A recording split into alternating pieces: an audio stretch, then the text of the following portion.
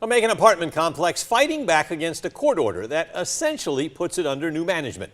Hello and thanks for joining us tonight. I'm Frank Malloy. And I'm Lori Johnson. Macon-Bibb County took Green Meadows Apartments to court last month, citing high crime rates. Anthony Montalto joins us in studio with their argument and Green Meadows' response. Yeah, the Green Meadows argument is they had no time to defend themselves when the original order came down. But Mayor Lester Miller says they were within their rights to declare the property a nuisance. And he says, according to their statistics, their plan is working. Number of calls coming in, shots being fired, violence. It's an apartment complex county officials call a haven for criminals. Well, it's no secret that Green Meadows has been a tough spot for Macon-Bibb County for a while. After nearly 2,000 emergency calls since 2020 and almost 150 shootings between March 2022 and June 2023, the county took Green Meadows to court.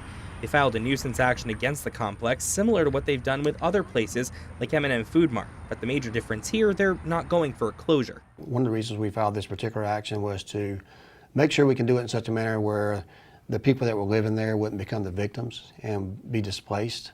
So our primary goal is to do that, to take care of the owners there. We feel like the owners are putting profits above people. Instead, the county asked a judge to appoint a receiver, someone who would help the management manage the property. We're going to hold them accountable and, hopefully they can get their act together and be restored back in 6 months to a year. The complex doesn't see it that way. They're fighting back in court. In a filing September 1st, they argued the county's action violated their due process rights. They say a judge decided to appoint a receiver for the property within 90 minutes, and they had no time to argue against it. But Mayor Miller says he believes the county was within their rights, and he says it's working. The overall crime there since the receivership has decreased more than 60%. So it's quite obvious that the receiver is working and they're doing their job, and we think that's the most important thing.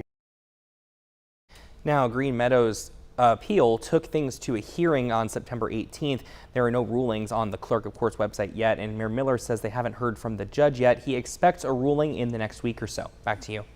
Thank you, Anthony. According to documents the county presented in court, they're also seeing fewer emergency calls, less gunfire, and fewer rounds fired. Many of those statistics come from the county's ShotSpotter program.